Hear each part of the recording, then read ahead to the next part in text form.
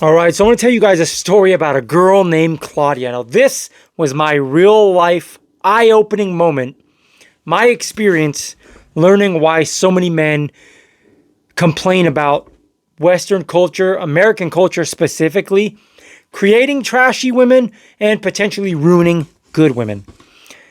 Claudia was a 22-year-old, gorgeous, 5-foot tall Colombian girl that I met at the gym. Her face looked like a young Selena Gomez, and she had one of the most, in my opinion, one of the most perfect, like athletically thick, IG model level bodies I'd ever really seen in real life in a very long time. So I saw her one night at the gym when I'd work out there. In the evening time, she walked in. I'd never seen her before. She caught my eye. I looked at her. She looked at me. We locked eyes. And I'm telling you guys, at the risk of sounding corny, this was the one and only time I can remember really feeling like a Disney-esque, magical feeling. Like magically being enamored by somebody. We locked eyes, like I said. I didn't break gaze. I was feeling myself that night. I looked at her and kind of nodded and smiled. She looked down and looked back and smiled and nodded at me. And I was feeling the magic. I didn't bug her though. I carried on with my workout thinking, damn, that girl's fine. A couple nights later, she showed up again. I saw her again. I got the butterflies. I'm all excited because this hot gym crush that I had showed up again. She looked at me and smiled and gave me a little wave. I nodded and smiled back, and I'm in a good mood all of a sudden. She showed up next to me, worked out on a machine next to me. I didn't say anything. I didn't want to bug her, come on too strong. So I just did my thing, listened to my music, moved on to the next machine. A little while later in the gym, she showed up next to me again for a second time, just working out right next to me. Now at that point, I was thinking, all right, I got to say something now. She wants me to say something. It's time to step up. I forget what she was doing, some kind of like a hip thrust movement for her glutes. So I used whatever workout she was doing as an excuse to talk to her. I'm like, oh, is that a glute movement? I've never seen anyone do that before. Whatever corny line I used. She was really receptive though. We started talking and we hit it off. She had the most cute, thick Colombian accent that I just loved. She had decent English. You could tell she was trying to get better at English, but that accent was just adorable. As we got to talking, she seemed very sweet, very down to earth, and very interested in me. And I was obviously interested in her, so we talked a little more. I didn't want the conversation to get too stale, so I'm like, hey, Claudia, it was nice meeting you. I got to run, but hopefully we'll talk again soon. And she goes, wait, before you leave, can I add you on Instagram maybe so we can keep in contact? I said, hell yeah, you can have me on Instagram. Let's do it.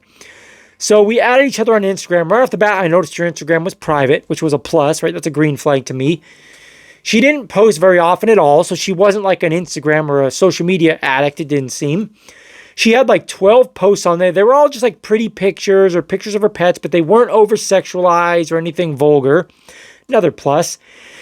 Also, she had like 50 followers, and she was following like 34 people, which most were like family, it seemed like. So again, I was like, this is a nice change of pace. She doesn't seem like a social media addict. This is awesome. I went home.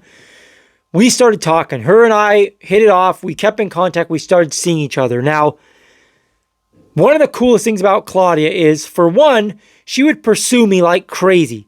So I was accidentally doing the right thing because I was actually really busy. I didn't have time to bug her too much with work and everything. So she would always be the one that would reach out to me. And like I said, I was at work, so my phone would be in my tool bag. I wasn't on my phone all the time, so I maybe was slow getting back to her.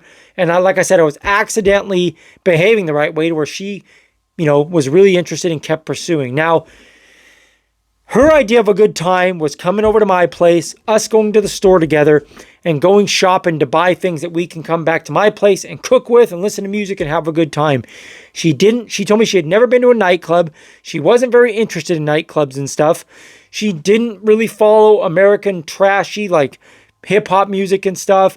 She didn't follow much pop culture. She didn't know anything about that. All she really talked about was her family back home, church, her pets, and art, and nature, and sightseeing in Colombia.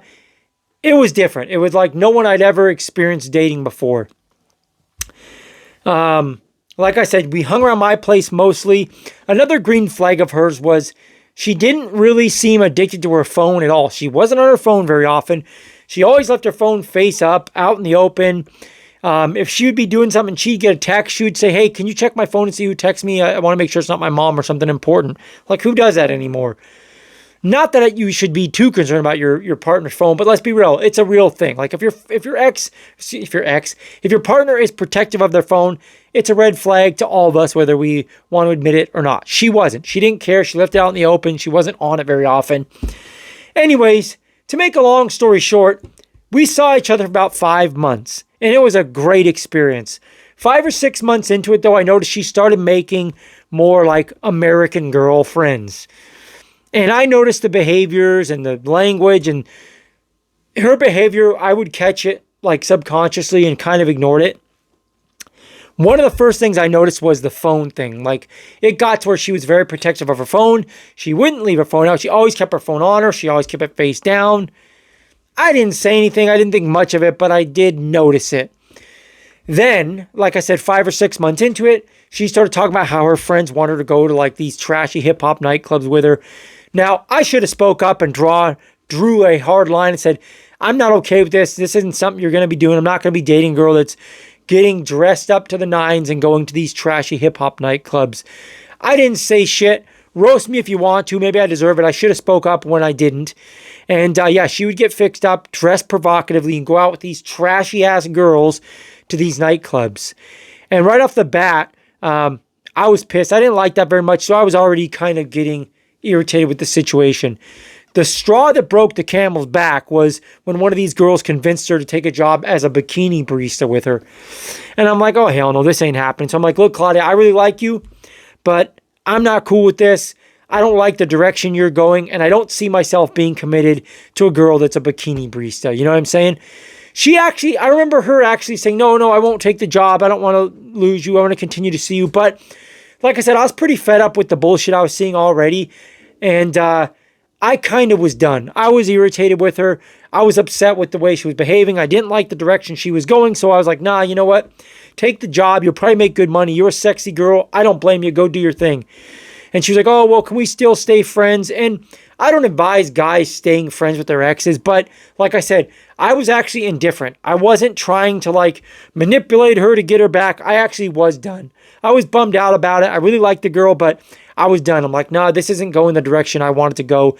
And I'm wasting my time if I continue to pursue a girl that's going to be a bikini barista. So I'm like, yeah, we can stay friends. You go date new people. I'll go date new people. Like I said, I was indifferent. I didn't care. We didn't talk too often on social media, but if I'd see her post like her sexy pictures on Instagram, like bikinis and lingerie, and they were sexy, made me think, damn, I kind of missed that. She'd post those pictures and I watched her Instagram blow up. It went from, like I said, 50 followers to like 5,500 followers in probably in the ballpark of a month. And we fell out of contact. And then I didn't see her. She must have deleted me or something, or I unfollowed her, because one day, like maybe a year later, I got a follow request and I'm like, hey, that's Claudia. And I went to her profile and accepted it and stuff. We hadn't talked in, like I said, in the ballpark of a year. And her Instagram was blown up at that point. Like, she was posting all these beautiful pictures and stuff. And she had tons of followers. And she was even being followed by like 4 Seattle Seahawks and like 2 or 3 professional soccer players and all these rappers and stuff. I'm like, damn. She messaged me, oh, how have you been? And blah, blah, blah. I said, I'm doing good. How have you been? She ended up moving to Miami. So she was living in Miami at the time, and she was actually an escort. She was messaging me because she said she was depressed and she really missed me. And she didn't like the fact that she went down this path. And like I said, she was an escort. And she had like surgeries and stuff. And I thought she ruined herself. She had fake lips and shit. And it looked terrible. She went from being this beautiful, innocent, sweet, family-oriented girl that I thought was like nothing I'd ever dated. Like something dreams are made of for most men, to becoming a literal escort, hooking up with all these trashy rappers and athletes and stuff. And God knows whoever else, businessmen and what have you, I'm assuming.